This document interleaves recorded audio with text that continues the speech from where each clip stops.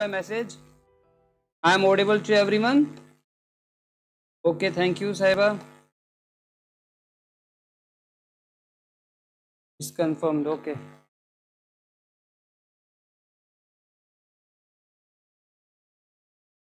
Clark. Okay. Thank you. Akash. Voice is okay. Akash, there is any sort of glitch or it's crystal clear?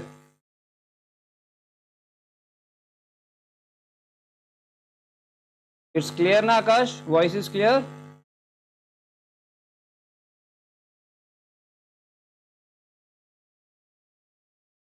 Okay. Thank you. Thank you. Thank you. चलिए, sorry for little delay, ठीक है, because कुछ चीज़ें हमारे हाथ में नहीं है, इज ऑनलाइन प्लेटफॉर्म और कभी भी कुछ भी टेक्निकल हो सकता है. चलिए, rest on such things. Very good afternoon. ठीक है, होप सभी अच्छे होंगे, सब अच्छे से अपनी तैयारी कर रहे हैं. ठीक है, लास्ट हम लोगों का जो टॉपिक रहा था, हमने इमरजेंस को शुरुआत की थी और आप लोगों को जितने भी स्टूडेंट्स हैं आपको नोट्स दे दिए होंगे, इधर संतोष और इधर सूरज सर. ठीक है, आपको नोट्स मिल गए होंगे इमरजेंसी और सोशियोलॉजी के. ठीक है, प्रॉपर वहाँ पे एक फ्लो चार्ट भी है जो हमने डायग्राम यहाँ बनाई थी.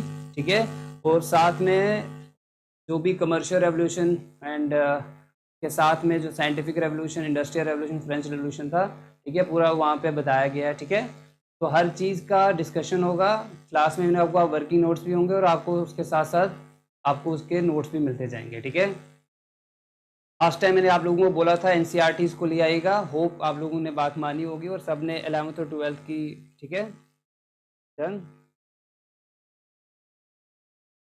चलिए, लास्ट टाइम हमने बात की थी एमरजेंस, और एमरजेंस में हमने कमर्शियल रेवोल्यूशन की बात की थी. ठीक है, और यहाँ पे दूसरे time scientific revolution, then industrial and then French revolution. ठीक है, we will start the class. शुरू करते हैं आज हम हमारी क्लास. कमर्शियल रेवोल्यूशन के बारे में मैंने आप लोगों को बता दिया था कि commercial revolution that is something related to trade. वो रेवोल्यूशन का मतलब होता है जिसका लार्ज इम्पैक्ट होता है. ठीक है, तो कमर्शियल रेवोल्यूशन हमने बात की थी जब यूरोप से बहुत सारे लोग निकले और डिफरेंट डिफरेंट जगहों में गए. ठीक है, तो यूरोप एक ऑयस्टर बन गया, एक वेब बन गया. ठीक है, हमने कुछ पॉइंट डिस्कस किए थे कि क्या क्या चीज़ें रिक्वायरमेंट होती है. उसका इफेक्ट सिर्फ यूरोप में ही नहीं रहा. ठीक है, इस बात को ध्यान में रखिए कि देखिए हम क्या पढ़ रहे हैं. हम पढ़ रहे हैं कि सोशियोलॉजी का जन्म कैसे हुआ, सोशियोलॉजी का इमर्ज कैसे हुआ. तो देखिए ये जो इवेंट्स पढ़ रहे हैं हिस्ट्री में जाके, ये हिस्टोरिकल इवेंट्स हैं. जो हम इवेंट्स पढ़ रहे हैं हमें इनको डिटेलिंग में नहीं जाना है, हमने सिर्फ इनके इफेक्ट को पढ़ना है. या अपने माइंड में ये बात को डाल दीजिए, इफेक्ट को समझना है, ताकि इससे हमें ये समझ में आ सके कि इनकी वजह से सोशियोलॉजी का जन्म क्यों हुआ. तो ये एक किस्म के वो सर्कमस्टांसेस हैं जिसकी वजह से हमें ये पता चलेगा कि सोशियोलॉजी कैसे सामने आई. ठीक है, कमर्शियल रेवोल्यूशन मैंने लास्ट टाइम डिस्कस किया था. जो लास्ट टाइम स्टूडेंट्स थे, अगर कोई आज नया एड ऑन हुआ है तो बाद में उसको देख लेना, प्रीवियस रिकॉर्डेड क्लासेस हैं वहां से देख लेना, आपको पता चल जाएगा जो भी हमने डिस्कस किया था कमर्शियल रेवोल्यूशन का. No we will move on to the second. आज मैंने शॉर्ट में लिखा हुआ है क्योंकि ऑलरेडी आप लोगों के पास ये डायग्राम है और इनफैक्ट प्रिंटेड नोट्स भी पड़े हुए हैं, तो देयर इज नो नीड फिर से वो लिखने की. ठीक है, तो कमर्शियल रेवोल्यूशन हमने देख लिया था यहाँ पे, and then there comes the scientific revolution. अब बात साइंटिफिक की है तो साइंटिफिक जैसे ही हम वर्ड यूज करते हैं तो साइंटिफिक का सिंपल मतलब है something that is related to logic, something that is related to reasoning, and something that is based on cause and effect. चीजों को समझिए, बिल्कुल आराम से जाएंगे, धीरे से जाएंगे, ग्रेजुअली जाएंगे. ठीक है, तो कमर्शियल रेवोल्यूशन है वो हमने देख लिया. उसके बाद दूसरा क्या था, साइंटिफिक रेवोल्यूशन. तो साइंटिफिक रेवोल्यूशन, साइंटिफिक जब वर्ड यूज होता है, साइंस वर्ड यूज होता है, something that is related to logic, something related to cause and effect, something related to reasoning, something related to empiricism. मतलब कहानियां नहीं होगी, जो चीज है वही है. लॉजिक पे बात होगी, प्रैक्टिकलिटी पे बात होगी. इससे पहले मैंने आप लोगों को बताया था, जो हमने लास्ट क्लास में डिस्कस किया था, कि फर्स्ट से लेके 12th सेंचुरी तक का जो पीरियड रहा था वो पीरियड ऑफ डार्क एज था. लेकिन डार्क एज के बाद 12th सेंचुरी के बाद पीरियड ऑफ एनलाइटनमेंट आया और उसमें हमने कमर्शियल देखा, देन साइंटिफिक। ये देखिए आप यहाँ पे साइंटिफिक रेवोल्यूशन हो रहा है तो क्या बातें हो रही हैं? साइंटिफिक टेम्परमेंट, लोग अब no longer believe in the superstition, just inventions हो रही हैं, नए नए लॉज बन रहे हैं, नई नई थ्योरीज आ रही हैं, जो हमारा नेचुरल इन्वायरमेंट है, जो हमारे बाहर है ना, जैसे gravitation, come to know about the gravitation, different thinkers आ रहे हैं, जैसे एक थिंकर थे कॉपरनिकस, ठीक है, एक साइंटिस्ट हैं कॉपरनिकस, ठीक है, तो उन्होंने कहा जियो सेंट्रिक से कहा उन्होंने हीलियोसेंट्रिक।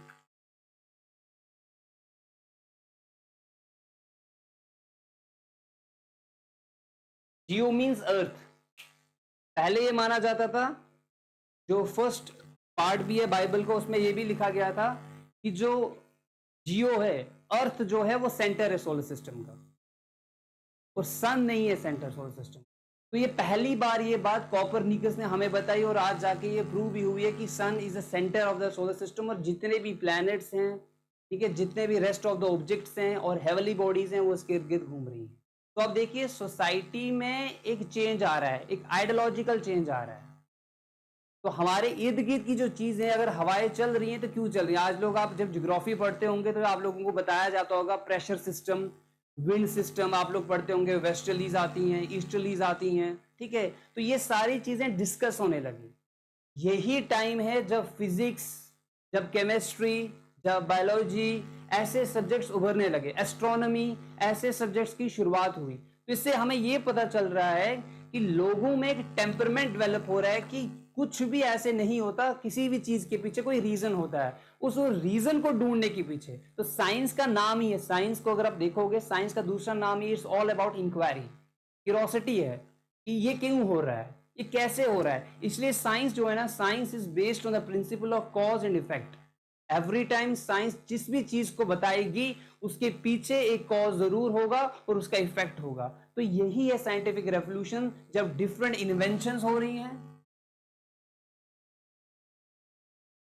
जब डिफरेंट थ्योरीज बन रही हैं, जब लॉज बन रहे हैं, लॉज ऑफ ग्रेविटेशन, आप लोगों ने पढ़ा Newton first law, second law, third law, ठीक है, केपलर की theory, Einstein, different different scientist आ रहे हैं, नई नई चीजें ला रहे हैं, नई नई इन्वेंशंस दे रहे हैं। उसका इंपैक्ट क्या है लोगों के ऊपर कि लोग सुपरस्टिशियस से बाहर निकल रहे हैं, ठीक है। लोगों में अब ये विश्वास हो रहा है कि बाहर इर्द गिर्द की जो चीजें हो रही हैं उनके पीछे कोई कॉज है और उसका ये इफेक्ट है जो हमें दिख रहा है, और उसके बारे में हमें जाननी जरूरी है। इसका ये मतलब हमें पता चल रहा है कि सोसाइटी के अंदर क्या आ रही है, एक रैशनल टेम्परमेंट, यानी मैं ऐसा कह सकता हूं रैशनैलिटी। रैशनैलिटी का मतलब होता है इफेक्टिव एंड एफिशिएंट। एक कॉपी पे चाहो तो लिख सकते हो, rational means effective and efficient. Clear है यहां तक?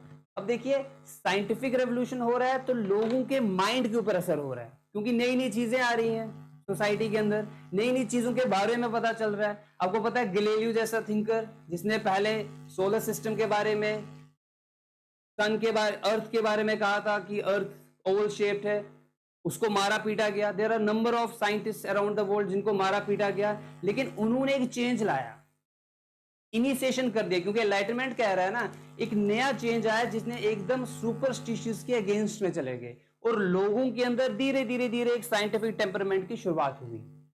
जो रिलीजियस डॉगमास था वहां से धीरे धीरे लोग निकलना शुरू हो गए। अब देखिए इससे क्या होगा, कमर्शियल रेवोल्यूशन एक तरीके से हुआ, लोग अपने जगहों से निकले, दूसरे जगहों पे गए, दूसरे कॉन्टिनेंट्स के साथ मिले, आपस में इंटरेक्शन हुआ। तो इकोनॉमिक लेवल पे चेंज नहीं हुआ, मैंने परसों ही हमने वो डिस्कस किया था, सोशल और कल्चरल लेवल पे भी चेंज हुआ। एंड देन अब आप देख रहे हो साइंटिफिक रेवोल्यूशन। साइंटिफिक रेवोल्यूशन से नई नई चीजें आ रही है, नई नई इन्वेंशन आ रही है। आप खुद देखिए आज के टाइम पे कितना टेक्नोलॉजिकल अपग्रेडेशन हो रहा है, जैसे गूगल नए नए प्रोडक्ट्स लाता है, माइक्रोसॉफ्ट नए नए प्रोडक्ट्स लाता है, उसका इंपैक्ट हमारी जिंदगी में है, रोजमर्रा की जिंदगी में। इनफैक्ट इस टाइम पे हमारी जो क्लास चल रही है, कहीं ना कहीं ये साइंस और साइंटिफिक टेम्परमेंट के साथ जुड़ी हुई है चीजें, तो इसका इंपैक्ट देखिए हम लोगों के ऊपर कितना है। तो सेम वहां पे भी रहा होगा, उस टाइम की सोसाइटी में भी रहा होगा। जब ऐसी चीजें आना शुरू हुई तो डिफरेंट थिंग्स, डिफरेंट सोच, different ideas, different logic develop हुआ, और उसका असर जो है, इंपैक्ट जो है, लोगों पे आना शुरू हुआ। और इतना लोगों पे आना शुरू हुआ कि आप लोगों ने सुना होगा 16th सेंचुरी में यूरोप के अंदर एक रिफॉर्म मूवमेंट होती है जो चर्च के अगेंस्ट में चलती है, क्योंकि चर्च थी सुप्रीम अथॉरिटी। ठीक है, ये सब क्यों हो रहा है 16th सेंचुरी के अंदर? ये 16th सेंचुरी के अंदर इसलिए हो रहा है क्योंकि इसकी शुरुआत ऑलरेडी, फाउंडेशन यहां पे हो चुकी है, द पीरियड ऑफ एनलाइटनमेंट। और इसलिए हम पीरियड एनलाइटनमेंट में हमने दो चीजें देखी, एक कमर्शियल और एक साइंटिफिक। तो इन्होंने लोगों के माइंड को कंप्लीटली धीरे धीरे चेंज करना शुरू कर दिया। इसलिए आप देखोगे 16th सेंचुरी यूरोप में आपको एक रिफॉर्म मूवमेंट, जैसे हमारे यहां पे रिफॉर्म मूवमेंट चली थी बुद्धिज्म और जैनिज्म की, ठीक है, अगेंस्ट द ब्राह्मणिज्म। ठीक है, सेम यहां पे यूरोप में भी 16th सेंचुरी यूरोप में भी एक मूवमेंट चली अगेंस्ट द चर्च, क्योंकि चर्च की अथॉरिटी बहुत ज्यादा डेस्पोटिक हो चुकी थी, तो लोग उसे तंग आ चुके थे। तो कुछ लोग, ठीक है, और उनको लेके कुछ लीडर्स जो इन्फ्लुएंस थे एनलाइटनमेंट से, उन आइडियाज थे इन्फ्लुएंस थे, तो उन्हें किसके अगेंस्ट में प्रोटेस्ट किया? चर्च के अगेंस्ट। जैसे उनमें से कुछ नाम है, जैसे मार्टिन लूथर किंग, सुना होगा आपने, मार्टिन लूथर मॉन्क थे, ठीक है, कैल्विन, जॉन कैल्विन, यहां पे लिख दे रहा हूं,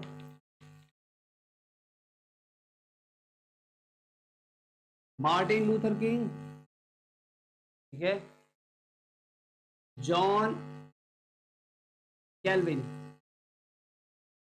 ये वो लोग थे जिन्होंने चर्च के अगेंस्ट में प्रोटेस्ट किया और चर्च की अथॉरिटी को चैलेंज किया, कहा कि नहीं बस बहुत हो गया, आप लोगों को मैनिपुलेट कर रहे हो, लोगों को एक्सप्लॉइट कर रहे हो और अपने हिसाब से यूज करो। ऐसा कभी भी गॉड ने नहीं कहा है, ऐसा कभी भी किसी प्रॉफिट ने नहीं कहा है जो आप लोग कर रहे हो। आप लोग उस रिलीजन को चला रहे हो। देखो दो तरीके के रिलीजन है, first the religion by God and second is the religion by man.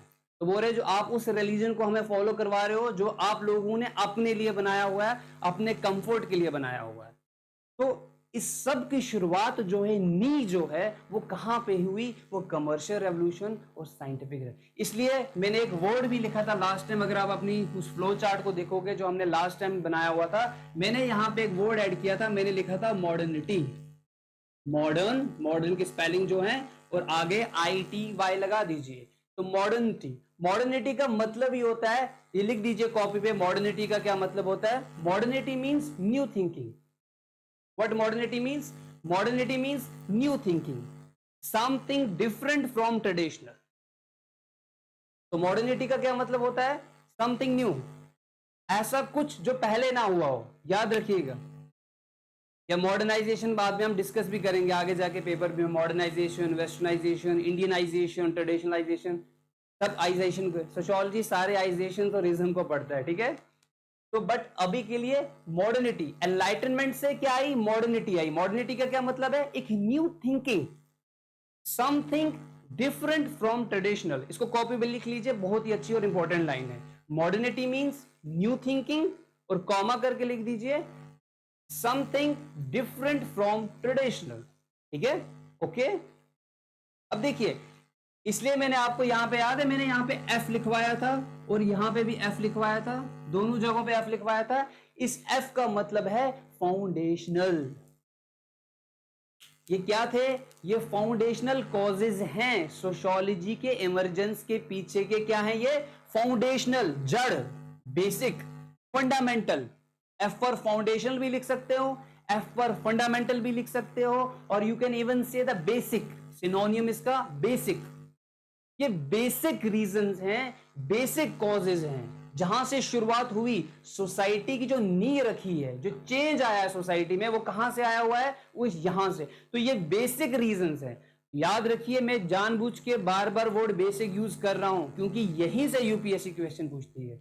UPSC सिर्फ टॉपिक्स में से क्वेश्चन नहीं पूछती है, यूपीएससी टॉपिक के अंदर से भी अपना सब टॉपिक निकाल के वहां से क्वेश्चन पूछेगी। इसलिए अपनी क्लासेस को बहुत ध्यान से दो, बहुत ध्यान से सुनो।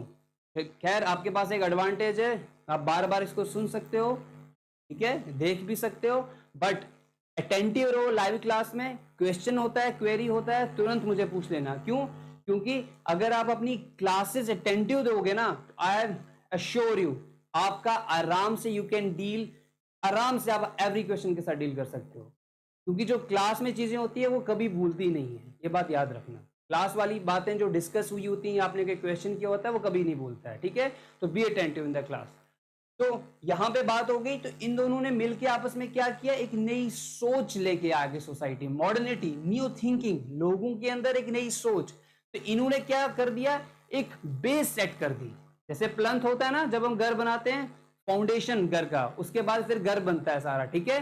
तो उसी तरीके से they are the foundational causes, they are the basic causes, they are the fundamental causes और the factors responsible for the emergence of sociology. आगे जाके देखेंगे कैसे हुआ, बट अभी फिलहाल के लिए आप इन चीजों को समझो।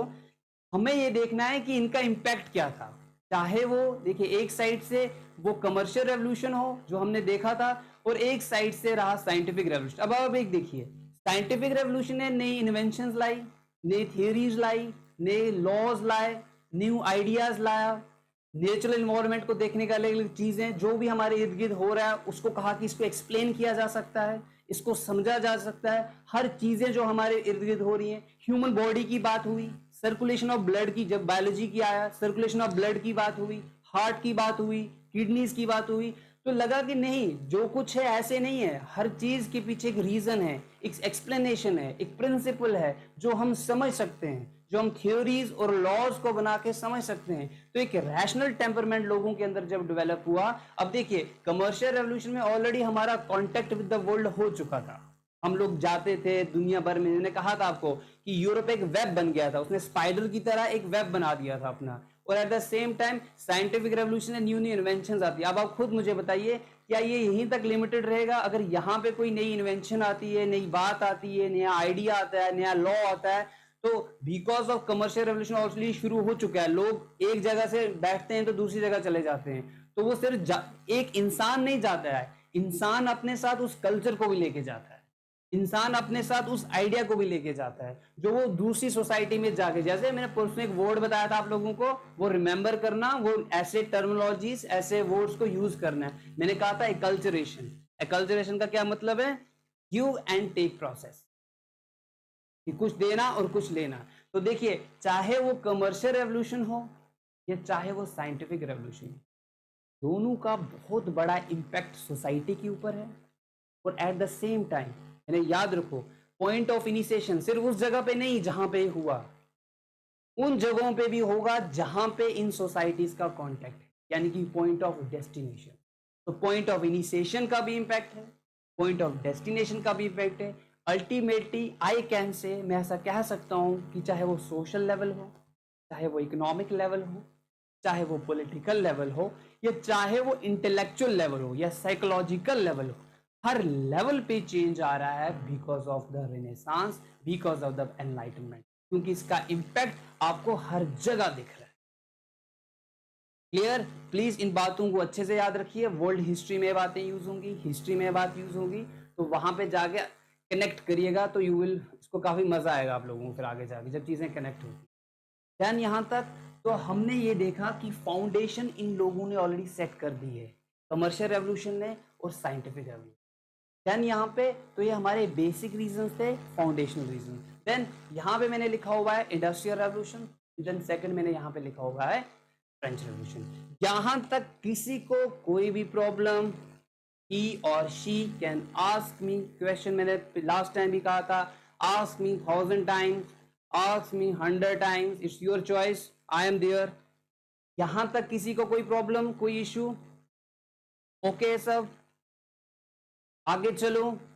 एनीबॉडी हैज एनी क्वेश्चन, वो मुझे बता सकता है। फिर मैं 15 सेकंड का टाइम दे रहा हूं। ओके डन, इसका मतलब ओके सब, आगे चलूं मैं?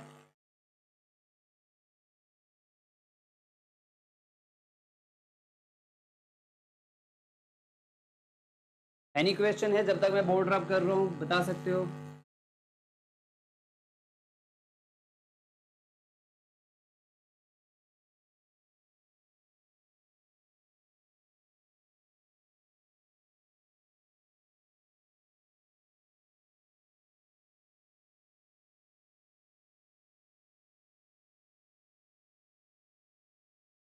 Yes, any question? नो, तो मैं आगे चलता हूँ, ठीक है। इंटरैक्टिव भी बनो, बीच बीच में रिप्लाई किया करो, ठीक है। बाकी अगर कोई क्वेश्चन बीच में हो रहा है, लास्ट में पूछना चाहता है तो लास्ट में पूछ सकता है, कोई इशू नहीं है, ठीक है। आवाज ओके है ना, सब अच्छा हो रहा है? चलिए मैं आगे चल रहा हूँ, आगे चल रहा हूँ मैं, ठीक है। चलिए, नाउ कमर्शियल रेवोल्यूशन हमने देख लिया, हमने साइंटिफिक रेवोल्यूशन देख लिया, हमने देख लिया कि इन लोगों ने बेसिक सेट कर दिया यहाँ पे। अब दो और यहाँ पे है, और यहाँ पे मैंने आपको कहा था उस दिन यहाँ पे आई लिखना, और यहाँ पे भी हमने आई लिखा हुआ था, दोनों के साथ आई लिखा हुआ था। One is the industrial revolution and second is the French revolution. चलो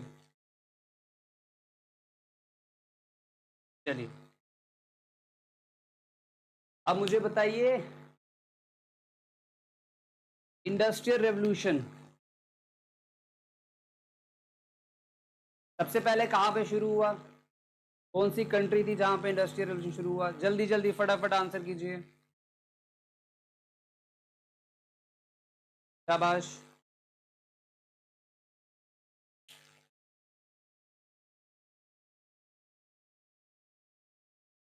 इंडस्ट्रियल रेवोल्यूशन सबसे पहले कहाँ पे शुरू हुआ?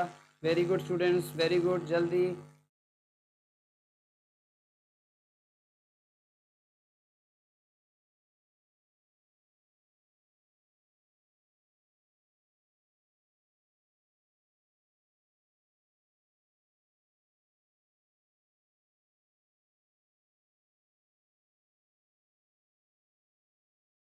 यहाँ पे शुरू हुआ भाई, इंडस्ट्रियल रेवोल्यूशन सबसे पहले।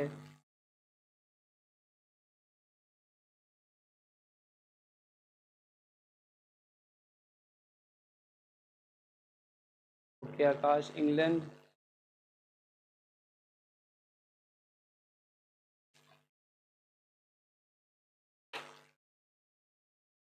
चलिए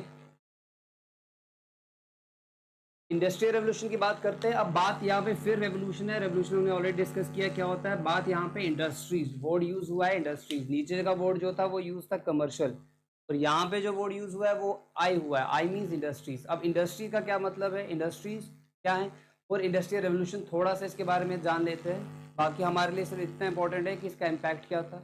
इंडस्ट्रियल रेवोल्यूशन एक दिन में शुरू होने वाली चीज नहीं है, कोई ऐसा नहीं है कि कोई पर्टिकुलर डेट है उस दिन से शुरू हो गया। ये बहुत सारे इवेंट्स हुए 1730 से लेके 1760 तक, सीरीज ऑफ इवेंट्स, ठीक है, बहुत सारे इवेंट्स हुए। पर्टिकुलरली हाँ पवनीत यूरोप कह सकते हैं, यूरोप जर्नली कह सकते हैं, लेकिन पर्टिकुलरली और स्पेसिफिकली इंग्लैंड के अंदर हुआ 1730 से लेके 1760 तक, ठीक है। अब इसको इंडस्ट्रियल रेवोल्यूशन क्यों कहा गया? इंडस्ट्रियल रेवोल्यूशन इसलिए कहा गया, एक नई, जिसे आधुनिक क्रांति कहते हैं, ठीक है, हिंदी में, ठीक है। तो factory system of production,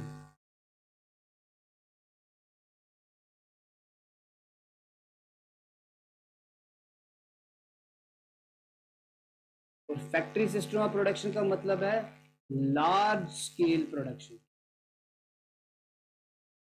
factory system of production का क्या मतलब है? Means large scale production of goods. Machines आ गई, इंडस्ट्रीज का मतलब है मशीन्स की एंट्री, और मशीन्स जब आती हैं आपको पता है तो हाथ जो हैं वो उनके साथ लड़ नहीं पाएंगे। इसकी शुरुआत होती है industry, means factory system of production, means large scale production of goods, large scale. अब मुझे आप एक चीज बताइए, जब large scale production of goods होगा, मशीन्स अब कुछ नहीं बना रही है, बहुत ज़्यादा क्वांटिटी में बना रही है, एम्पल क्वांटिटी पे बना रही है। अब मुझे आप एक चीज़ बताइए, जब बहुत ज़्यादा क्वांटिटी में जाएगी तो उसके लिए कंज्यूमर भी होना चाहिए उसको खरीदने के लिए, तो कंज्यूमर कहाँ से आए? क्योंकि क्वांटिटी तो बहुत ज़्यादा बन रही है, लेकिन उसके लिए मार्केट भी चाहिए हम लोगों को। Large scale production of goods हो रहा है, ठीक है, फैक्ट्री सिस्टम ऑफ प्रोडक्शन लिखिए हमें, ठीक है, large scale production of goods हो रहा है, लेकिन उस गुड्स को बेचने के लिए हमारे पास मार्केट भी होना चाहिए। वो मार्केट कहाँ से आएगा? इंडस्ट्रियल रेवोल्यूशन तो आ गया इंग्लैंड में, लेकिन मार्केट कहाँ से आएगा? सेल कहाँ पे करेंगे हम लोग? देखिए यहीं पे इसका आंसर है। ऑलरेडी हमने कमर्शियल रेवोल्यूशन के टाइम पे मैंने आपको बताया था कि यूरोप से लोग निकले और डिफरेंट जगहों में गए, तो नेटवर्क वाज ऑलवेज रेडी। कहा ना ये चीजें जो हैं ये एक दूसरे के साथ जुड़ी हुई हैं, ये इवेंट्स जो हैं एक दूसरे के साथ जुड़े हुए हैं। ऑलरेडी नेटवर्क रेडी था। आप ईस्ट इंडिया कंपनी को याद कीजिए, ईस्ट इंडिया कंपनी इंडिया में सिर्फ ट्रेड करने के लिए आई। यस साहिबा, कॉलोनीज, यस।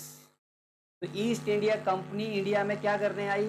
सिर्फ पहले ट्रेड करने आई थी। धीरे धीरे ट्रेड करते करते उन्होंने यहाँ की अथॉरिटी को ओवर पावर कर दिया। अथॉरिटी को ओवर पावर करने के बाद यहाँ का पूरा पॉलिटिकल कंट्रोल उनके पास आ गया। देन वो यहीं से रॉ मटेरियल ले रहे थे। अब वहां पे हम नहीं जाएंगे कि उससे क्या हुआ क्या नहीं हुआ, ठीक है, वो हिस्ट्री वाला पार्ट है। बट हमें यही देखना है वो हमारा रॉ मटेरियल लेके जा रहे हैं यहाँ से, और कहाँ लेके जा रहे हैं? यहाँ पे, और वहां पे प्रोड्यूस कर रहे हैं और फिर यहाँ लाके बेच रहे हैं। तो हम उनके लिए दो चीजें बन गए, हम उनके लिए सोर्स भी बन गए और हम उनके लिए मार्केट भी बन गए। दो चीजें। इंडिया जैसी बहुत सारी और कंट्रीज थी जो एशिया और अफ्रीका कॉन्टिनेंट के अंदर थी, तो हम लोग इंग्लैंड और यूरोपियन कॉन्टिनेंट के लिए क्या बन गए? हम उनके लिए सोर्स बन गए रॉ मटेरियल का, और मार्केट बन गए ताकि हम चीजों को सेल कर सकें।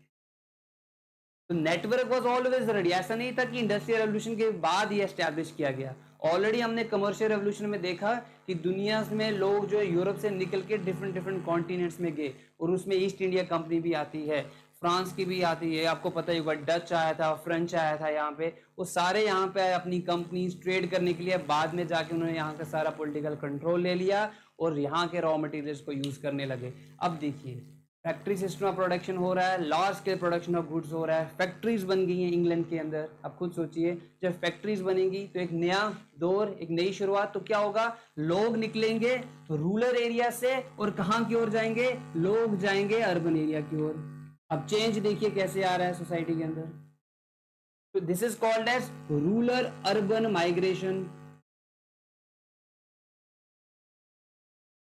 क्या हो रही है? रूरल और अर्बन की क्या हो रही है? माइग्रेशन हो रही है। लोग गांव से निकल रहे हैं, शहरों की ओर आ रहे हैं। क्यों? क्योंकि इंग्लैंड में अब फैक्ट्रीज बन गई, तो गांव से लोग निकल रहे हैं, शहरों की ओर आ रहे हैं। तो इफेक्ट हो रहा है, इंग्लैंड में चेंज आ रहा है। क्यों? अब गांव से निकल रहे हैं शहरों की ओर, तो सिटीज डेवलप हो रही हैं, अर्बनाइजेशन का कंसेप्ट आ गया। समझ गए? अर्बनाइजेशन का मतलब होता है movement of the people from the rural area to the urban area. तो अर्बनाइजेशन, सिटीज की फॉर्मेशन। देन जब लोग गांव से आएंगे शहरों में काम करने के लिए, तो एकदम से तो उनको रहने को नहीं मिल जाएंगे ना अच्छे अच्छे, क्योंकि जो उनकी वेज होंगी, जो शुरू का टाइम था कैपिटलिज्म का, इंडस्ट्रियल रेवोल्यूशन का, उसमें इतनी ज्यादा सैलरीज और वेज तो होती नहीं थी, ठीक है। तो यहाँ पे क्या हो जाएगा? Slums, creation of slums. आपको पता है एक क्वेश्चन पूछा गया था यूपीएससी का कि बताइए जो लगभग 18th सेंचुरी का जो यूरोप था वो कैसे फेमिलियर है with the present day India. India आज का और इंडिया और यूरोप 18th सेंचुरी का, दोनों में बहुत ज्यादा सिमिलैरिटीज है, क्योंकि यूरोप तब डेवलप हो रहा था और इंडिया आज डेवलप हो रहा है। इंडिया की मेट्रोपॉलिटन सिटीज डेवलप हो रही हैं, फॉर्म हो रही हैं, बड़ी बड़ी अर्बन एग्लोमरेशंस बन रहे हैं। तो क्या हो रहा है? शहरों से लोग निकल रहे हैं। जैसे धारावी हमारी एशिया की सबसे बड़ी स्लम है, ठीक है। दिल्ली में आप देखो कितनी सारी स्लम्स है हमारे यहाँ पे, ठीक है। तो जहां जहां पे सिटी सेंटर्स बन रहे हैं, इंडस्ट्री सेटअप हो रही है, वहां से गांव से लोग निकल के शहरों की ओर आ रहे हैं। तो आप देखोगे उनके इर्द गिर्द ना आपको सर्वेंट क्वार्टर्स मिलेंगे, आपको स्लम्स मिलेंगे, आपको चॉल्स मिलेंगी, जहां पे लोअर वेज के जो वर्कर्स हैं वो वहां पे रहेंगे। तो चेंज देखो कहां पे आ रहा है, सोसाइटी के स्ट्रक्चर में भी चेंज आ रहा है और लोगों में भी चेंज आ रहा है। क्योंकि जो गांव में थे कुछ और थे, गांव के कस्टम्स कुछ और थे, शहरों में आए तो कुछ अलग। जैसे जाति सिस्टम हिंदुस्तान के अंदर है, कास्ट सिस्टम, ठीक है, ब्राह्मण, क्षत्रिय, वैश्य, शूद्र, ठीक है। अब देखिए शूद्र जो है वो गांव में ब्राह्मण से बात नहीं कर सकता है, क्षत्रिय से बात नहीं कर सकता है, या उससे बात नहीं करते हैं। लेकिन जब वही लोग शहरों में आ रहे हैं तो वहां पे कोई भी डिवीजन नहीं है।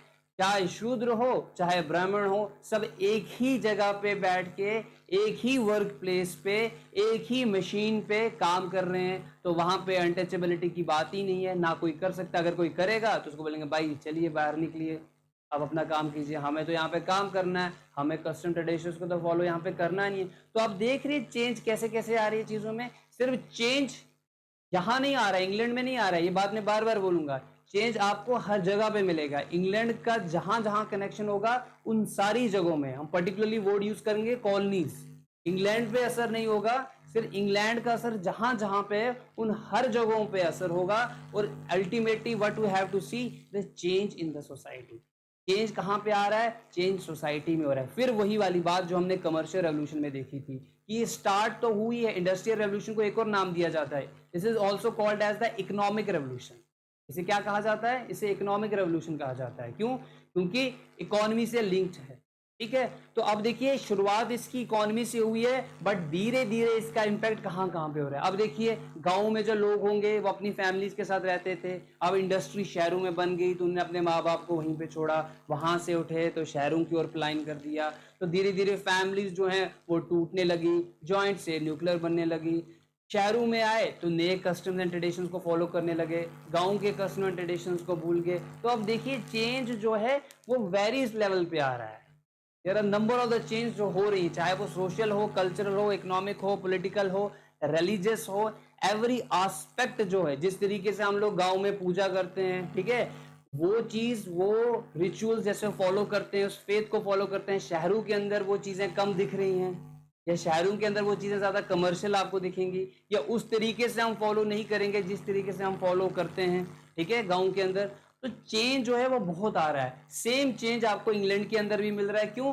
क्योंकि जैसे ही फैक्ट्री सिस्टम ऑफ प्रोडक्शन शुरू हो रहा है, large scale production of goods, तो इसका कॉन्टैक्ट इंडिया के साथ और ज्यादा इंटेंस हो रहा है, क्योंकि ग्रीडीनेस बढ़ रही है अफ्रीकन। देन इंग्लैंड के अंदर क्या हो रहा है? लोग गांव से निकल रहे हैं, शहरों की ओर आ रहे हैं, तो पलायन हो रहा है, माइग्रेशन हो रहा है, पॉपुलेशन चेंज हो रहा है, डेमोग्राफिक चेंज हो रहा है, इतने सारे चेंज। देन सिटीज की फॉर्मेशन हो रही हैं, अर्बनाइजेशन हो रहा है। देन जितने ज्यादा लोग आएंगे, जितने ज्यादा लोग रहने आएंगे, सबको तो हर किसी को घर तो नहीं मिलने वाला, क्योंकि सबकी तो इतनी ज्यादा सैलरीज वेज नहीं होंगी, वर्कर्स की पॉपुलेशन बहुत ज्यादा होगी, तो क्या होगा? स्लम्स की फॉर्मेशन हो जाएगी, स्लम्स की क्रिएशन हो जाएगी, और अल्टीमेटली इसका इफेक्ट बहुत रूरल एरियाज पे भी, सिटीज पे भी। इफेक्ट सिर्फ इंग्लैंड में भी नहीं हुआ, इफेक्ट पूरे यूरोप में हुआ, और सिर्फ यूरोप में ही नहीं हुआ, यूरोप का कांटेक्ट जिन जिन कंट्रीज के साथ था, जिन जिन कॉन्टिनेंट्स के साथ था, उन हर जगहों पे उसका इम्पैक्ट हुआ। क्लियर? ये लोग आप लोग ये चीज हिस्ट्री में भी पढ़ोगे, तो जब ब्रिटिशर्स यहाँ पे आए उन्होंने पहले हमारा एग्रीकल्चर सिस्टम को खत्म कर दिया, वहाँ पे रेवेन्यू सेटलमेंट्स लगा दिए। देन हमारे यहाँ पे स्मॉल स्केल इंडस्ट्रीज होती थी, उनको भी खत्म कर दिया। क्यों? ताकि वो यूरोपियन जो चीजें हैं वो यहाँ पे आके बेच सकें। तो देखिए इंडस्ट्रियलाइजेशन का इम्पैक्ट सिर्फ इंग्लैंड में नहीं है, उसका इम्पैक्ट सिर्फ पूरे वर्ल्ड में है। लेकिन अब ये है कि उसका पॉजिटिव इम्पैक्ट कितना है, उसका नेगेटिव इम्पैक्ट, हम उसकी बात नहीं कर रहे हैं, हम सिर्फ उसके इम्पैक्ट को देख रहे हैं, चाहे वो पॉजिटिव हो चाहे वो नेगेटिव हो, इम्पैक्ट पूरी दुनिया के ऊपर हुआ, यूरोप में अकेले में नहीं। देन इंडस्ट्रियल रेवोल्यूशन के बाद तीन चीजें हो गई हमारी। फर्स्ट कमर्शियल रेवोल्यूशन, देन हमने देखा यहाँ पे साइंटिफिक, एंड देन यहाँ पे क्या है?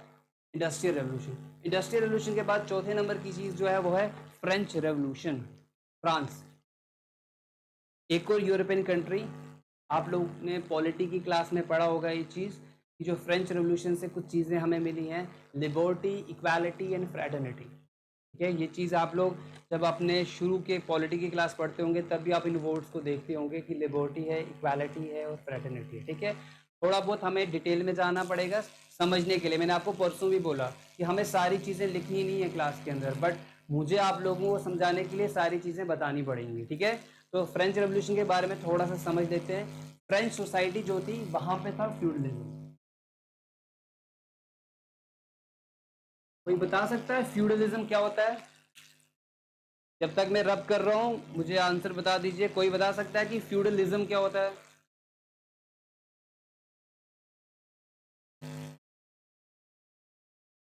एनीबॉडी कैन, कोई भी बता सकता है फ्यूडलिज्म क्या होता है?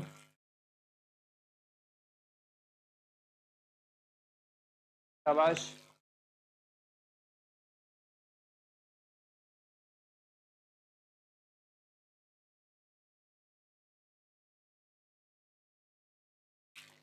कोई भी बता सकता है फ्यूडलिज्म क्या होता है?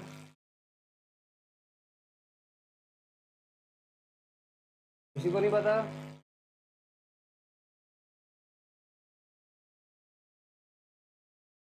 कॉमनीत लिख रही है division of society in 3 estates. और एस्टेट क्या होता है? मीर इखलाक लैंडलॉर्ड एंड वेरी गुड शाबाश गुड। रेस्ट बाकी कहाँ है? सो तो नहीं गए हो?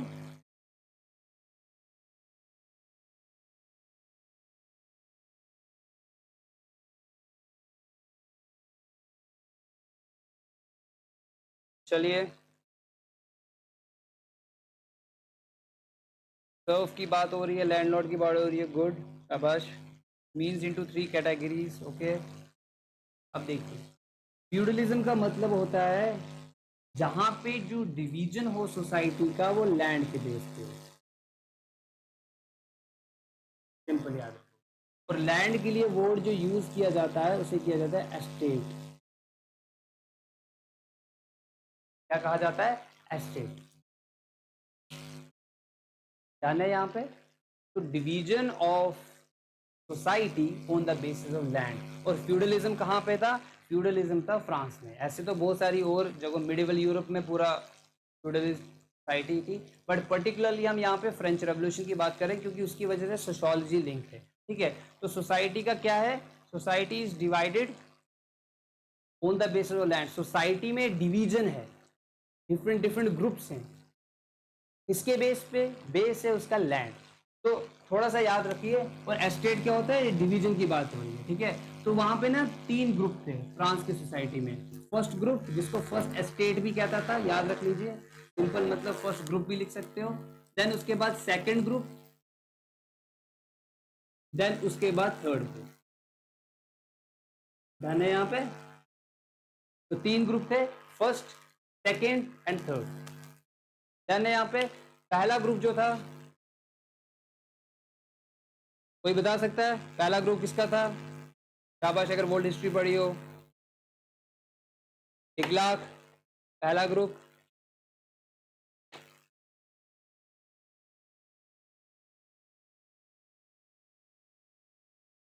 तीन एस्टेट्स थे, 3 ग्रुप्स थे, जिसमें फ्रांस की जो सोसाइटी थी वो डिवाइडेड थी। ठीक है, तो 3 ग्रुप्स थे फ्रांस की सोसाइटी के। जैसे हमारे यहाँ पे 4 ग्रुप थे, ब्राह्मण क्षत्रिय वैश्य शूद्र, वैसे फ्रांस की सोसाइटी के 3 ग्रुप्स थे। ठीक है, first group, second group and third group. ठीक है, तो पहला ग्रुप जो था वो आ गया हमारे प्रीस्ट। प्रीस्ट मीन्स जो मंदिर में, चर्च में, ठीक है, जो रिलीजियस, ठीक है, रिचुअल्स को परफॉर्म करने वाले लोग होते हैं। ठीक है, जैसे हम पंडित जी कहते हैं हिंदी में मंदिर के लिए। ठीक है, वैसे ही प्रीस्ट या फादर टाइप, ठीक है, ये फर्स्ट ग्रुप में आते हैं, ये पहला ग्रुप है। ठीक है, उसके बाद सेकंड ग्रुप के जो लोग हैं वो थे नोबिलिटी के लोग। नोबिलिटी का मतलब होता है जो किंग के मिनिस्टर्स थे। जैसे आज हमारे प्राइम मिनिस्टर हैं, prime minister along with council of ministers. तो जो काउंसिल ऑफ मिनिस्टर्स है ना, उनको नोबिलिटी कहते हैं। तो नोबिलिटी मींस जो किंग के ऑफिसर्स रहेंगे, जो किंग के मिनिस्टर्स रहेंगे, वो सारे किस में आते थे? वो नोबिलिटी में। तो दूसरा ग्रुप किनका था? दूसरी रैंक किंग की थी, नोबिलिटी की रैंक थी। और तीसरी रैंक थी हम लोगों की, आम आदमी, कॉमन पीपल। तीसरी रैंक किसकी थी? कॉमन पीपल, आम आदमी। तो फ्रांस की जो सोसाइटी थी, yes Akash, clergy, very good. तो 3 ग्रुप्स थे फ्रांस की सोसाइटी के। First was a priest and clergy man, good, very good Akash. Then उसके बाद सेकंड ग्रुप जो था वो नोबिलिटी का था। एंड देन उसके बाद जो थर्ड ग्रुप था वो था कॉमन पीपल का। तो फ्रांस की सोसाइटी के 3 डिवीजन थे, किसके बेस पे? लैंड के बेस पे। और ये डिवीजन भी मत समझिए, ये रैंक भी है। ये फर्स्ट रैंक के लोग हैं, ये सेकंड रैंक के लोग हैं, और ये थर्ड रैंक के। और जो किंग है, किंग सुप्रीम है। ये मत समझिएगा कि इस ग्रुप में कहीं पे किंग नहीं है तो किंग, किंग यहाँ पे है टॉप, वो सुप्रीम है, वो एब्सोल्यूट है, उसका कोई ग्रुप नहीं है। ठीक है, अब हमें ये समझना है कि फ्रेंच सोसाइटी कैसे, जैसे हमने ये देखा कि इंडस्ट्रियल सोसाइटी से क्या क्या हुआ, जिसकी वजह से चेंज हुआ, और उसकी वजह से क्यों सोशियोलॉजी का इमर्जेंस हुआ।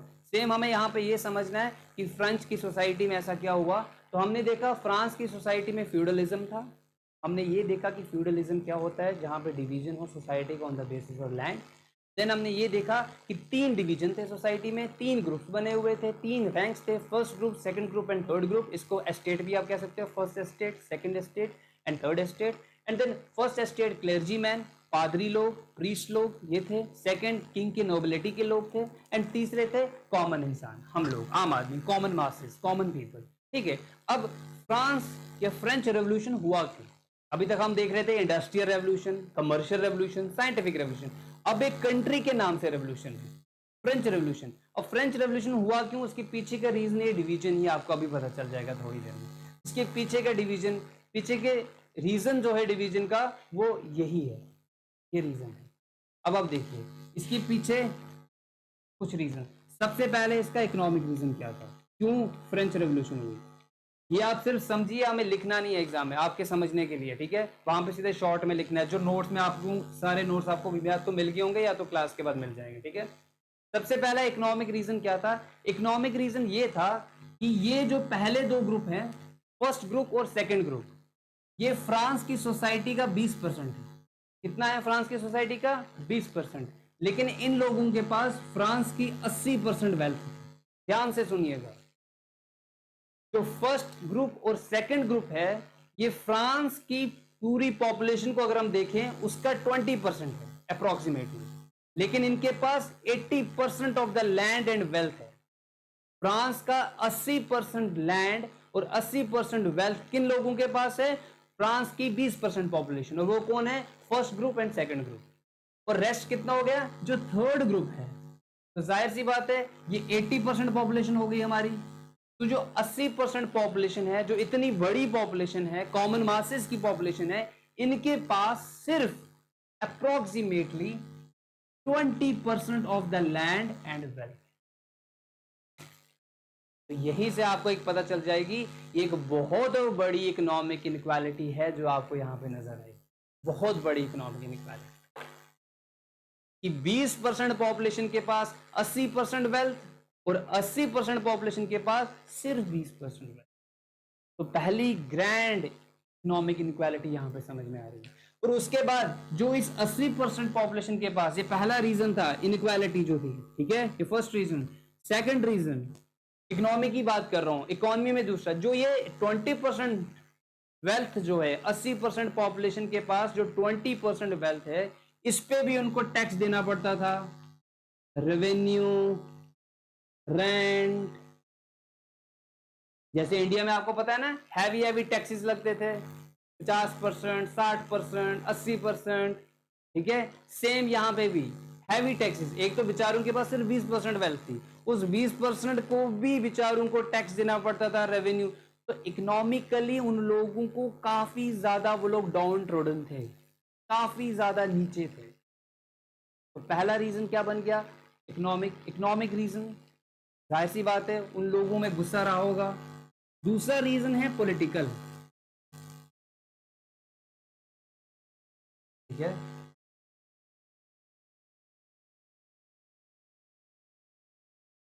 पॉलिटिकल रीजन क्या था? अभी मैंने आपको बताया था, किंग जो है, किंग सुप्रीम है।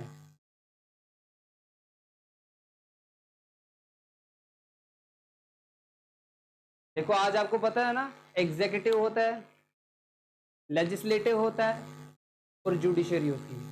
अलग अलग है, सबके अपने काम है, सब खुद करते हैं, हर किसी का अपना अपना पोर्शन है। लेकिन यहां पे ऐसा नहीं था, किंग ही सब कुछ है, कानून भी यही बनाता है, सजा भी यही सुनाता है, और अपने कानून को भी यही चेंज करता है। और किंग जो है वो सुप्रीम है, और सुप्रीम के साथ एक और वर्ड यूज कीजिए, किंग जो है वो डिवाइन है। डिवाइन मैंने वर्ड यूज किया है, डिवाइन समझ रहे हो? डिवाइन जब मैंने वर्ड यूज कर दिया तो मींस जो अलमाइटी के साथ जुड़ा हुआ है, जो गॉड के साथ। तो वहां पे इस तरीके से पोर्ट्रे किया जाता था किंग को कि ये ऊपर वाली की मर्जी से ही बना हुआ है, आप इस पे क्वेश्चन ही रेज नहीं कर सकते हो। तो जब आप किसी पे क्वेश्चन ही नहीं रेज कर सकते हो, जब आप किसी को क्रिटिसाइज ही नहीं कर सकते हो, उसके लॉज को, उसकी पॉलिसीज को, अगर वो आपके फेवर नहीं है तो आप उसको क्रिटिसाइज भी नहीं कर सकते हो, कॉमन मासेस कुछ बोल भी नहीं सकती हैं, तो अल्टीमेटली क्या होगा, अल्टीमेटली लोगों के अंदर तो धीरे धीरे रोष पैदा होगा, तो आपके तो राइट्स ही खत्म हो गए ना। आज तो आपके फंडामेंटल राइट्स हैं, आपके साथ कुछ बुरा होता है तुरंत पुलिस स्टेशन चले जाते हो, तुरंत सुप्रीम कोर्ट में PIL कर देते हो, लेकिन यहाँ पे ऐसा कुछ नहीं है। यही PIL है, ये खुद ही PIL है, ये खुद ही जज है, ये खुद ही PM है, तो ये खुद ही कानून भी बनाता है, तो इसके अगेंस्ट में तो कुछ कर ही नहीं सकते हो। और उन्होंने साथ में एक और वर्ड साथ में जोड़ दिया, कहा ये डिवाइन है। डिवाइन मीन्स किसकी मर्जी से आया है, अलमाइटी की मर्जी से आया है, गॉड की मर्जी से आया है, तो you can't raise the question, तो आपके तो राइट्स तो खत्म हो गए ना वहीं पे, सिर्फ आपसे काम करवाए। तो economically downtrodden, politically you are deprived, politically आप लोगों के पास कोई हक नहीं है। ये फ्रांस की सोसाइटी का यह हाल है, फ्रांस की सोसाइटी। फिर कुछ थिंकर्स थे, फिलोसफर्स थे, जिनकी बात ने एक रेवोल्यूशन मचा दिया, जैसे मैकियावेली हो गया, जैसे लॉक हो गया और लटायर हो गया। इन लोगों ने वो वाली बातें बताई दुनिया में जो आज आपके फंडामेंटल राइट्स नहीं है। इन लोगों ने वो वाली बातें, ये वाले नोट भी मैं आपको दूंगा अलग से, ठीक है। इन लोगों ने कुछ बातें बताई, जैसे राइट टू प्रॉपर्टी का कंसेप्ट दिया, इन्होंने बताया। राइट टू पर्सनल फ्रीडम की बात की, इन्होंने कहा। Right to freedom of expression की बात की, इन्होंने कहा। इन्होंने कहा कि कंसंट्रेशन ऑफ पावर जो है वो एक ही जगह पे नहीं होना चाहिए, लेजिस्लेटिव, एग्जीक्यूटिव और जुडिशरी अलग अलग होना चाहिए। ये इन थिंकर्स ने बातें की। तो इन थिंकर्स की बातों का भी इंपैक्ट लोगों के ऊपर हुआ, और यही रीजन हुआ कि फ्रांस के अंदर एक रेवोल्यूशन पैदा हुई। और इनके बहुत बड़े लीडर थे नेपोलियन बोनापार्टी। 1789 से, dates are not important but रख लीजिए, 1789 को ये स्टार्ट होता है, ठीक है। एक बहुत बड़ी मास मूवमेंट फ्रांस के अंदर स्टार्ट होती है। पहले वो किंग को मार देते हैं, फिर उसके बाद कुछ टाइम के बाद क्वीन को भी बीहेड कर दिया गया। बहुत बड़ी मास रेवोल्यूशन हुई। ऐसा नहीं है कि ये कुछ टाइम के लिए चली, ये 8, 9, 10 साल चलती रही, ठीक है। बट यहाँ से ये हमारे लिए इंपॉर्टेंट क्यों है, यहीं से हम लोगों को कुछ बातें हमारे समाज में आई, हमारी सोसाइटी में आई, और जो आज हमारे मॉडर्न कॉन्स्टिट्यूशन का एक बहुत बड़ा हिस्सा है, और जो आप लोग पढ़ते भी होंगे, that is liberty, equality and fraternity. Liberty, equality and fraternity. Liberty, equality and fraternity. Left, liberty, equality. और ये बातें 1789 से शुरू हुई हैं, और ये बातें आज भी हर जितने भी डेमोक्रेटिक कंट्रीज है दुनिया के अंदर जो कॉन्स्टिट्यूशन में बिलीव करते हैं, उनके कॉन्स्टिट्यूशन में आपको ये वाली चीज़ें मिलेंगी, लिबर्टी, इक्वालिटी और फ्रेटर्निटी। और इसका इम्पैक्ट सिर्फ आप देखिए, फ्रांस में जो ये बातें हुई, ये जो रेवोल्यूशन हुआ, इसका असर सिर्फ फ्रांस में नहीं हुआ, पूरे यूरोप में हुआ। पूरे यूरोप में डेमोक्रेसी आई, पूरे यूरोप में लिबर्टी, इक्वालिटी का कंसेप्ट आया। और यूरोप में नहीं आया, यूरोप से निकल के धीरे धीरे जितनी भी कॉलोनीज थी, जब वो चीजें देख रहे थे होते, तो वो भी बोलते थे, वो भी डिमांड करना शुरू हो गया। आपने पढ़ा होगा इंडिया में 1885 में कांग्रेस बना, तो धीरे धीरे वो अपनी अपनी डिमांड्स करने लगे, हमें इतना हक दो, फिर नेक्स्ट टाइम बोलते थोड़ा और हक दो। तो कॉन्स्टिट्यूशनल मीन्स के थ्रू अपने अपने हक, अपने अपने राइट्स मांगने लगे। तो ये चीजें जैसे जैसे यूरोप में हो रही थी, वैसे वैसा उसका इम्पैक्ट एशियन और अफ्रीकन कंट्रीज में हो रहा था, और वहां के लोग भी उसी तरीके से रिएक्ट कर रहे थे। This revolution is also known as the political revolution. हमने इंडस्ट्रियल रेवोल्यूशन को क्या कहा था, इकोनॉमिक रेवोल्यूशन। और सेम टाइम हम क्या कहेंगे, फ्रेंच रेवोल्यूशन का एक और नाम है, फ्रेंच रेवोल्यूशन को कहा जाता है पॉलिटिकल रेवोल्यूशन। और मैंने आपको परसों जब आप लोगों ने डायग्राम बनाई थी, परसों मैंने डायग्राम में यहाँ पे लिखा हुआ था बीच में कि these two revolutions are also known as the twin revolutions. याद है आप लोगों को, मैंने आपको कहा था ट्विन रेवोल्यूशंस, ठीक है। और अब इंपॉर्टेंट बात, मैंने इसके साथ आप लोगों को आई लिखा हुआ था, दोनों के साथ,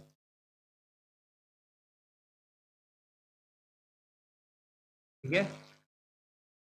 यहाँ पे हमने आई लिखा था, इंडस्ट्रियल रेवोल्यूशन के साथ भी आई लिखा हुआ था, और फ्रेंच रेवोल्यूशन के साथ भी हमने आई लिखा हुआ था, दोनों के साथ हमने आई लिखा हुआ था। आई का मतलब होता है इमीडिएट। इन्होंने फाउंडेशन को सेट किया, जैसे हम 1857 याद है आप लोगों को, there are number of reasons responsible for the revolt of the 1857, but grease cartridge, जो कहा गया था कि बंदूक निकाल रहे हैं तो उसमें मीट है जो फॉरबिडन है, जो वो यूज नहीं कर सकते बिकॉज ऑफ रिलीजियस ऑब्लिगेशंस। तो ऐसी चीजों को यूज किया गया ताकि मुंह में डाले, बट उसकी वजह से रिलीजन की वायलेशन हो रहा था, तो एक इमीडिएट कॉज बन गया और रिवोल्ट शुरू हो गई। सेम यहाँ पे भी चेंज सोसाइटी में बहुत पहले से आ चुका था, थिंकिंग धीरे धीरे हो रही थी, बट सडनली कुछ इमीडिएट कॉजेस हुए जिसकी वजह से एक नीड उभर गई। और वो इमीडिएट कॉजेस क्या थे? वो इमीडिएट कॉजेस थे इंडस्ट्रियल रेवोल्यूशन, और वो इमीडिएट कॉज क्या थे? Political revolution. देखिए, ऐसा भी बहुत सारी किताबों में लिखा गया है कि जितनी बड़ी चेंज इन दो रेवोल्यूशन ने लाई, ऐसी बड़ी चेंज दुनिया ने इससे पहले कभी नहीं देखी। अब हम बोलेंगे ऐसा क्यों सर, नीचे भी तो दो रेवोल्यूशन, नीचे की जो दो रेवोल्यूशन हुई ना, मैंने कहा था 12th सेंचुरी के बाद एनलाइटमेंट, तो ये चेंज ना बड़ी धीरे धीरे हुई, ओवर देयर 300-400 साल धीरे धीरे हो रही है। कुछ एक पॉइंट आ रहे हैं, कुछ ऐड हो रहा है। ये जो दो इवेंट्स हो रहे हैं ना, ये दो इवेंट्स का सबसे बड़ा इंपॉर्टेंट ये है कि ये बिल्कुल कम टाइम में हो रहे हैं, और इसका impact at the same time बहुत ज्यादा लार्ज है। क्यों? क्योंकि ऑलरेडी वो नेटवर्क आ चुका था। इधर कोई चेंज आया तो इसका सीधा असर दुनिया भर में हुआ, यहाँ पे कोई चेंज आया तो उसका असर सीधा दुनिया भर में हुआ। क्यों? क्योंकि इस टाइम पे पूरी दुनिया के साथ एक वेल एस्टैब्लिश कनेक्शन हो चुका था, ताकि एक जगह की बातें, एक जगह की थिंकिंग, आइडियाज ओवरफ्लो हो सके। एंड दैट्स वाई बहुत सारी किताबों में लिखा जाता है कि इंडस्ट्रियल रेवोल्यूशन और फ्रेंच रेवोल्यूशन का जो चेंज है इतिहास के अंदर, वो इतना बड़ा है, उतना डीप इम्पैक्ट है कि इससे पहले पूरी दुनिया ने इस लेवल की चेंज कभी देखी नहीं हुई। तो अब ये क्या बन गए? अब देखो, सोसाइटी के अंदर चेंज आ रहा है हर लेवल पे, थिंकिंग के लेवल पे, रिलीजन, लोग नए नए रिलीजन आ रहे हैं, सेक्ट्स आ रहे हैं, लोग रिलीजन को क्वेश्चन कर रहे हैं, भाई ये कैसे, अगर आप ये बात बोल रहे हो ये कैसे। इंडस्ट्रीज बन रही हैं, टेक्नोलॉजी आ रही है, लिबर्टी की बात हो रही है, सेकुलरिज्म की बात हो रही है, डेमोक्रेसी की बात हो रही है कि हम खुद चुनेंगे अपनी गवर्नमेंट। पहले तो ऐसा था नहीं, पहले कहते थे किंग है, सुप्रीम है, डिवाइन है। अब देखिए नए नए आइडियाज आ रहे हैं सोसाइटी में, तो अल्टीमेटली चेंज कहाँ पे आ रहा है? सोसाइटी के अंदर। और उसी टाइम पीरियड में बहुत सारे ऐसे थिंकर्स थे, फिलोसोफर्स थे, जिनको लगा कि ऐसा क्यों है, ये चेंज क्यों आ रहा है सोसाइटी के अंदर। क्वेश्चन अराइज हुए ना, ये चेंज क्यों आ रहा है सोसाइटी के अंदर।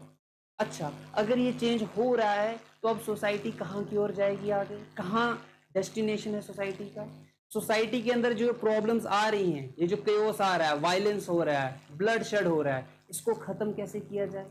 सोसाइटी को अच्छे से एक मैच्योर लेवल पे, एक सेटल्ड लेवल पे, एक ऑर्डर के लेवल में, एक नॉर्मल लेवल पे कैसे लाया जाए, कैसे सोसाइटी को डेमोक्रेटिक किया जाए। क्यों कुछ सोसाइटीज जो हैं वो आगे चली गई हैं, फ्रांस ही क्यों आगे है, फ्रांस में ही क्यों सबसे पहले डेमोक्रेसी, लिबर्टी, इक्वलिटी, फ्रेटर्निटी की बात हुई, किसी और कंट्री में क्यों नहीं हुई। तो ये चेंज जो है ये हर जगह वेरी क्यों करता है। फ्रांस में कुछ अलग तरीके का चेंज है, इंडिया में कुछ अलग तरीके का चेंज है, अफ्रीकन कंट्रीज में कुछ अलग तरीके का चेंज है। तो ऐसा फर्क क्यों है? तो डिफरेंट थिंकर्स को लगा कि नहीं, हमारे पास एक सब्जेक्ट होना चाहिए जो सिर्फ और सिर्फ सोसाइटी को, क्योंकि हमारे पास कोई सब्जेक्ट नहीं है जो इतने बड़े चीज हो रहे कि इतना सब कुछ हो रहा है, और हम लोगों के पास एक सब्जेक्ट भी नहीं है जो इन सारी चेंज को पढ़ सके, जो इन सारी चेंज को एक्सप्लेन कर सके, ताकि हमें पता लग सके कि ये क्यों हो रहा है, आगे आने वाले टाइम में क्या होगा। तो इसीलिए हमें एक सब्जेक्ट चाहिए। इसलिए मैंने आपको कहा था, याद है, ऑगस्ट कॉम ने अपनी किताब, पहले दिन का लेक्चर याद कीजिए, पॉजिटिव फिलोसफी, 1838 में उन्होंने वर्ड यूज किया सोशियोलॉजी। इसीलिए किया क्योंकि वो भी उसी टाइम के थिंकर हैं। उन्होंने सोचा कि इतना बड़ा चेंज हो रहा है सोसाइटी के अंदर, we need a book, not a book, sorry, we need a discipline, we need a book of knowledge, we need a subject जो पर्टिकुलरली स्पेसिफिकली किसको स्टडी करे, सिर्फ सोसाइटी को स्टडी करे। इससे पहले हमारे पास सब्जेक्ट हैं जो सोसाइटी को पढ़ते हैं, बट ओवरऑल में नहीं पढ़ते हैं, कुछ कुछ पढ़ते हैं। जैसे पॉलिटिकल साइंस, वो पॉलिटिकली देखता है, political science deal with the political being, man as a political being. Economics as a economic being, as a rational human being.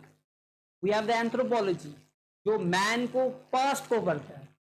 We have the psychology जो इंडिविजुअल को पढ़ता है। बट पर्टिकुलरली हमारे पास कोई ऐसा सब्जेक्ट नहीं था जो सोसाइटी को पढ़े, सोशल चेंज को पढ़े। क्योंकि अल्टीमेटली चाहे पॉलिटिक्स हो, चाहे इकोनॉमिक्स हो, चाहे रिलीजन हो, चाहे फैमिली हो, सारे के सारे जितने भी हैं ये सोसाइटी का ही हिस्सा हैं। इनमें कोई चेंज आएगा तो अल्टीमेटली पूरी सोसाइटी में चेंज आएगा। एक छोटे से पॉइंट में कहीं चेंज आएगा, हर जगह चेंज आएगा। Take the example of the कोविड-19, ये तो एक हेल्थ का इशू है।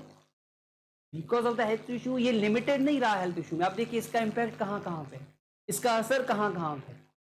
इसका असर साइकोलॉजिकल लेवल पे, सुसाइड्स हो रही हैं, स्ट्रेस हो रहा है लोगों को, जॉब्स जा रही हैं, इकोनॉमिक लेवल पे भी है, पॉलिटिकल लेवल पे भी है, इलेक्शंस नहीं हो रहे हैं, सिर्फ इंडिया में नहीं, ऑल ओवर द वर्ल्ड में हो रहे हैं। पिछले दिनों न्यूजीलैंड की खबर आई, 4 हफ्तों के लिए उन्होंने टाल दिया। सेम इज अ केस यहाँ पे भी। तो सोसाइटी में कुछ भी होता है ना, तो उसका रिपल इफेक्ट होता है। तो इसी सोसाइटी को समझने के लिए हमारे पास कोई सब्जेक्ट ही नहीं था इससे पहले, जब तक कि ऑगस्ट कॉम ने, जो फादर हैं सोशियोलॉजी के, जिन्होंने एक टर्म दिया। कौन सा टर्म दिया? सोशियोलॉजी का। यही रीजन था, ये सब कुछ हो रहा है, इसको पढ़ने के लिए कुछ तो होना चाहिए ना हमारे पास। उन्हें वर्ड दिया सोशियोलॉजी। और जो मैंने ईपीएफ लिखवाया हुआ था, ये ईपीएफ है to explain the change, to predict the change and to find the solutions. ये आपके नोट में लिखा हुआ है, अगर लिखना चाहते हो तो अभी भी लिख सकते हो कि ये सब कुछ चीजों की वजह से जो कुछ हुआ, तो सोशियोलॉजी की एक नीड हुई, एक सब्जेक्ट की नीड हुई, जो सिर्फ किसको पढ़े? सोसाइटी को पढ़े। इसलिए सोशियोलॉजी क्यों बना? सोशियोलॉजी इसलिए बना to explain such kind of change, ये वाली चेंज, ये चेंज क्यों हो रही है, इनको एक्सप्लेन करने के लिए। Then second, to predict the change, predict करो कि इन चेंज से आगे क्या होने वाला है सोसाइटी में, क्योंकि जब समझेंगे तब जाके प्रिडिक्शन कर सकेंगे। एंड देन लास्ट वाला, टू फाइंड द सोल्यूशन। अगर सोसाइटी में प्रॉब्लम्स आ रहा है, नेगेटिव चीजें आ रही हैं, तो उनके सोल्यूशंस क्या हों, ताकि हम सोसाइटी को ऑर्डर में लेके। तो इन 3 रीजंस की वजह से ये क्वेश्चंस अराइज हुए उस टाइम के थिंकर्स में, और this led to the emergence of a subject, जो आज हम लोग आपके ऑप्शनल के तौर पे पढ़ेंगे, आपके यूपीएससी के ऑप्शनल के तौर पे पढ़ेंगे, कॉलेज यूनिवर्सिटीज़ में एकेडमिक में पढ़ा जाता है। इस सब्जेक्ट की शुरुआत की पीछे की हिस्ट्री ये है, एक नीड अराइज हुई सोसाइटी को समझने की, सोसाइटी को पढ़ने की, और ultimately this led to the emergence of the sociology. Clear? अब देखिए यहाँ पे, ये बन गए इसके बेसिक कॉजेज, और ये बन गए इसके इमीडिएट कॉज। तो क्लियर है? किसी को कोई भी प्रॉब्लम, कोई भी इशू? Everything is okay? अभी आपको या तो मिल गए होंगे नोट, या तो मिल जाएंगे, ठीक है। लेकिन जब भी मैं कोई टॉपिक पढ़ाऊंगा, ये मेरा तरीका है पढ़ाने का, कि आपको कैसे रिमेंबर करवाऊं और चीज़ों को और अच्छा करूं। क्योंकि मैंने पहले कहा कि मैं हमेशा से इंटरेक्टिव रहूंगा, ठीक है। जो भी टॉपिक पढ़ाऊंगा, हर टॉपिक के कुछ क्वेश्चंस, कि इस तरीके से इसमें क्वेश्चंस आ सकते हैं, ताकि आपको भी आइडिया हो कि इस टॉपिक पे, क्योंकि बच्चे क्या होते हैं, उनको पढ़ा दिया जाता है but they even don't know, वो कंप्लीटली ब्लैंक होते हैं, उनको पता नहीं होता इस टॉपिक में क्या होगा, कैसे होगा, क्वेश्चन कैसे आएगा। इसलिए this is a topic emergence of sociology. No write the questions, लिख लीजिए कैसे कैसे क्वेश्चंस यूपीएससी में आ सकते हैं या पूछे गए हैं। पहला क्वेश्चन नंबर 1, फर्स्ट क्वेश्चन लिखिए, what are the basic causes, what are the basic causes, what are the basic causes responsible, what are the basic causes responsible for the emergence of sociology? ठीक है, what are the basic causes responsible for the emergence of sociology? This is question number 1. Then write down question number 2. First question, what are the basic causes responsible for the emergence of sociology? ठीक है. Then second question, question number 2, how, HOW, how modernity, MODERNITY, modernity, how modernity, how modernity is responsible, how modernity is responsible, is responsible for the emergence of sociology. How modernity is responsible for emergence of sociology. Modernity कैसे responsible है for the emergence of sociology? Write down the question number 3. Question number 3, how Europe become responsible, how Europe become responsible, how Europe become responsible, how Europe become responsible for the emergence of sociology, how Europe become responsible for emergence of sociology as a subject. As a subject. ठीक है, ये 3 questions मैंने आपको लिखवाए हुए हैं, इस topic के रिलेटेड ऐसे क्वेश्चन आ सकते हैं। याद रखिए ये 3 क्वेश्चंस के 20 ईच क्वेश्चन 20 मार्क्स। कितना है? 20 marks. Each question carries 20 marks और 20 मार्क्स मीन्स 250 वर्ड्स। कितना मतलब होता है? 250 वर्ड्स, 250 वर्ड्स। एक एक करके इनको लिखना शुरू करो और मुझे सेंड करो। ठीक है, मैं बता दूंगा कि किस तरीके से सेंड किया जाएगा, आपको ऑफिस से पता चल जाएगा। एक एक करके, ये नहीं कह रहा हूं आज ही तीनों बैठ के लिखो, एक एक करके लिखना शुरू करो और लिखो। लिखना इंपॉर्टेंट, ऐसे नहीं करना कि मुझे नहीं आ रहा लिखना, जब तक नहीं। देखो ये क्लासेस कंप्रहेंसिव चलेंगी, लिखना भी सिखाऊंगा और सोशियोलॉजी क्या है वो भी सिखाऊंगा, ये मेरी रिस्पॉन्सिबिलिटी है, बट आपको मेरे साथ चलना पड़ेगा। तो इसीलिए काम कीजिए, इस क्वेश्चन को लिखिए, एक एक करके लिखिए, सेंड मी, मैं बता दूंगा प्लेटफॉर्म क्या होगा, कहां पे सेंड किया जाएगा, देन चीजें वर्कआउट होंगी, आपको लिखना भी आ जाएगा। This will also help you in the GS as well, in the essay as well, क्योंकि राइटिंग तो वहां पे भी करनी है आप लोगों को, वो भी क्लियर हो जाएगी चीजें वहां पे। डन है। और एक और इंपॉर्टेंट बात आप लोगों से शेयर करनी है, फ्रॉम नेक्स्ट वीक मंडे से हम रेगुलरली 5 डेज मिलेंगे। तो 5 डेज वीक रहेगा हमारा, Monday, Tuesday, Wednesday, Thursday, Friday, 5 दिन हम लोगों की क्लास रहेगी।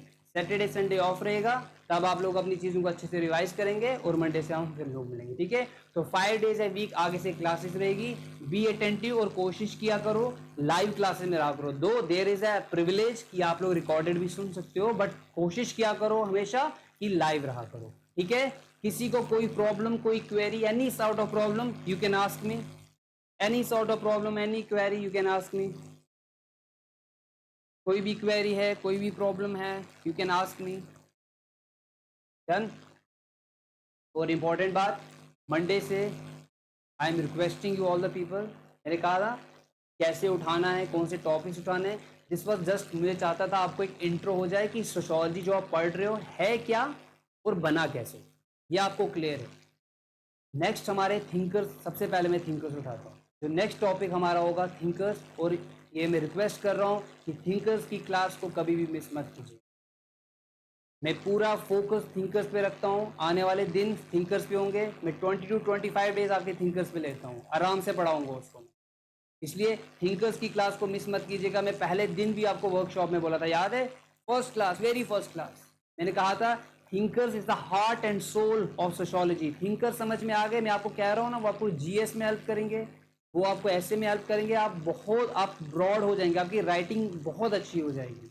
लेकिन इंपॉर्टेंट है क्लासेस को लेना और कोशिश करना, थिंकिंग की क्लास को मिस मत कीजिए, लाइव क्लास में लीजिए, ये मैं रिक्वेस्ट कर रहा हूँ। बाद में मुझे मत बोलिएगा, ठीक है? मैं पहले से आप लोगों को आगाह कर रहा हूँ, ठीक है, कि मंडे से मैं थिंकर उठा रहा हूँ। ठीक है, we start with the Karl marks.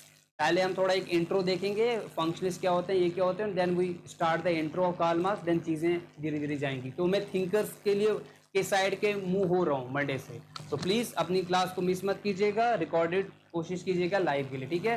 बाकी एनी सॉर्ट ऑफ क्वेरी? ठीक है, I think everything is good. और कोई भी क्वेरी हुई आई विल टेल यू कि कहाँ पे आपको आंसर सेंड करने हैं, वो आपको ऑफिस के उससे पता चल जाए, ठीक है? Okay, take care, enjoy the rest of your day, tata bye bye, okay.